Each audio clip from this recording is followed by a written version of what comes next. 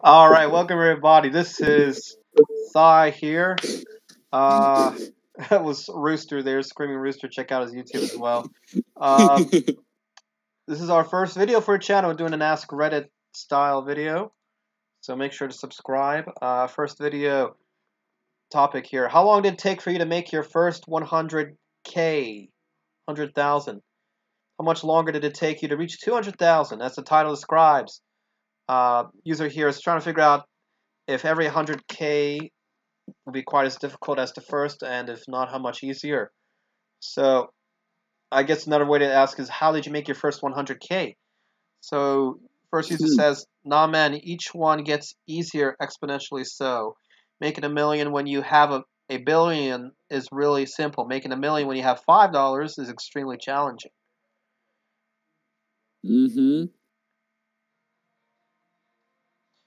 Reminder, uh, people who are subscribed to financial independence are often not typically not typical of the population as a whole. Don't get discouraged after reading about people who made their first 100,000 earlier than you. On top of that, people posting here probably don't even have a reflect of the majority of the members of society. In other words, you're dealing with a fraction of a highly successful minority. Don't get yourself discouraged. Let's see here. Rules for Rebels says this is very true. I'm probably doing better than 90% of the population my age, but reading stuff here makes me feel poor sometimes. Uh, Hmm. so let's see here. First person says, make sure you have good habits. Um, some people do have high spending problems, credit card debt, or are generally not very frugal. So there's several different options that can be done.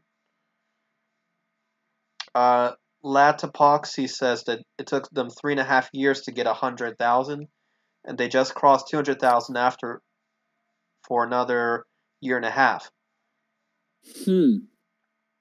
One person says they have a goal of getting 1 million by 35, and they want to get 500,000 by 30. Okay, that's cool. Let's see. One person says, "Hey, I'm a rental guy." So what they've been doing is what they call house hacking, which is when you purchase a home for 5% down on a conventional loan, live in it for a year or two, and then move out and repeat. Hmm. Uh, so I do know property renting, like if you buy a house, or what I'm, for example, myself, what I'm looking to do potentially in the future is to get some sort of apartment to buy and then rent out.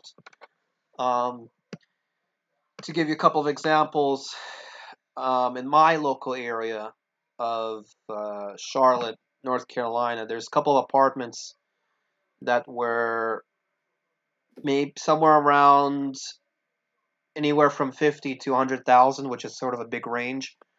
Um, you can buy, and then the mortgage or whatever would be somewhere around 500-600, and then based on the area, you would rent it out for somewhere around perhaps 7 to 1,500, depending on where it's located or how large of the space it Hmm. is. So that's something that would be considered a possibility depending on what situation you would be in. Uh, One person says here, Lever44 says, just started my first rental in September. The hardest work comes when you are looking for a tenant. You have to be very picky and be willing to walk away from a prospect. The more work you put into finding a good tenant that will pay their bills and take care of the place not only means more money for you, but also less work. The family they found was more qualified to live there than they were, and they said here, I'm confident that they will take care of the place. Since starting the lease, I've put about 1 hour into landlording. I should gross $8,400 from the lease, which should cover some minor repair work, a month or two of vacancy, and still bring in some profit for an emergency fund. If you're worried about a month of vacancy, you will rush and make a bad decision on a tenant. You're better off taking a month or two of vacancy that will help getting a tenant instead of getting one that destroys the place or doesn't pay and has to be evicted. Do you mind if I invite someone in here? Mini Forager says here, I'm curious about this too. Not being a judge, just curious about risk management. More emergency fund, good paying job, double income, etc. Risk is managed into cash flow. You make enough to cover vacancies and repairs. Also, I have a very stable job that would be able to cover it on income alone.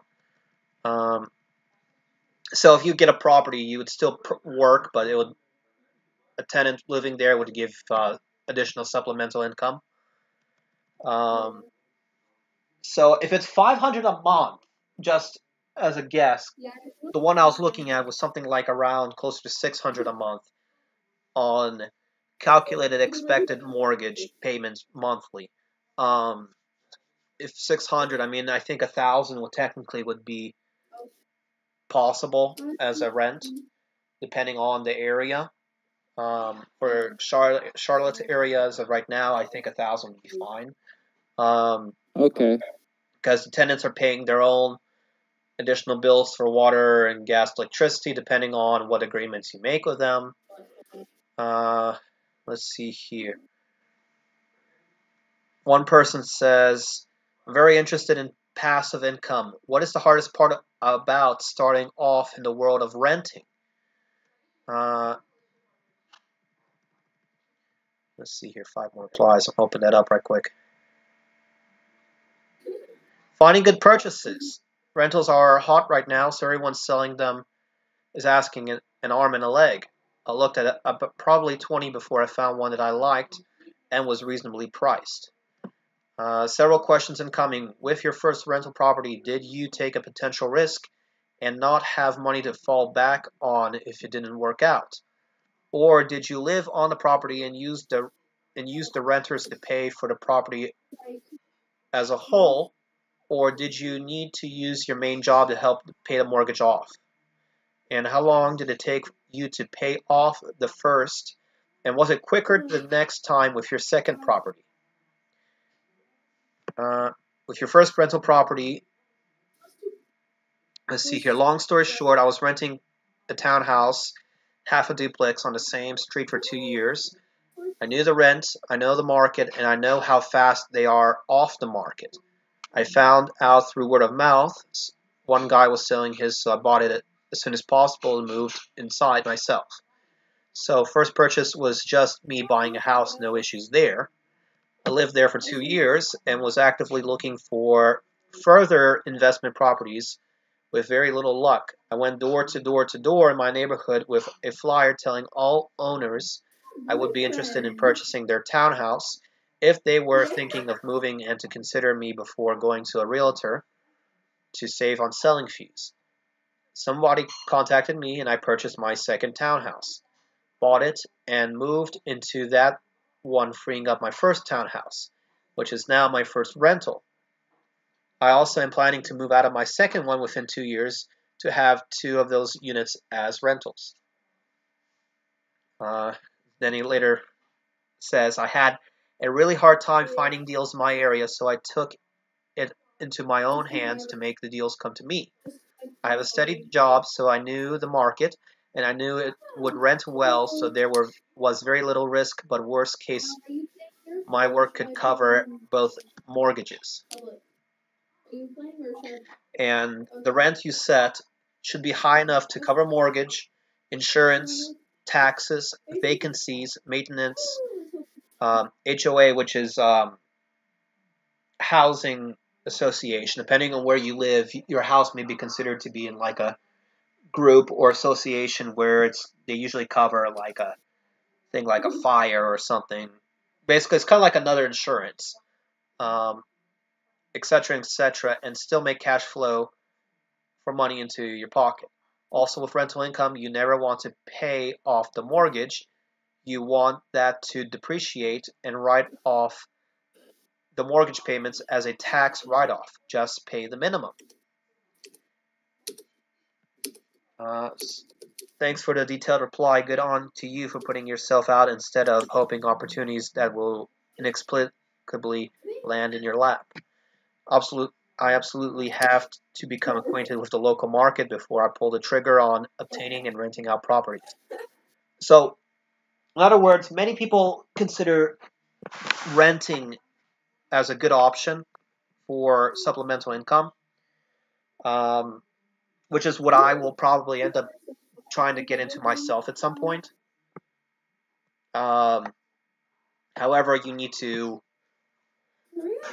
in my mind, generate enough income to at least have, I guess, a fail-safe in case something were to happen. Because you never know, a tenant could have, in the future, some sort of issue that you may not expect, or something could always happen. So therefore, you need a fail-safe. See here. Let's see here. Another user here, millennial _ says, I have the same goals. However, I'm a little bit younger and I have 100% invested in the stock market. Let's hope the next 10 years will receive good returns. So there's a couple different options that people can do to make their first 100,000.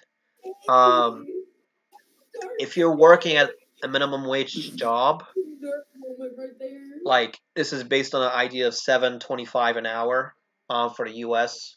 comparison.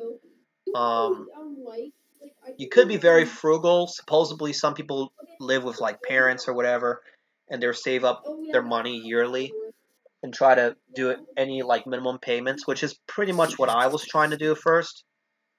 And I had, however, expenses. So from 2014 to I can't remember what year it was. I had put away like 30,000 towards the potential like renting. I think it was maybe close to 40,000. This is from working all the different jobs like the movie theater, working at the airport, working in the cafes, doing the management jobs, working at the hardware store.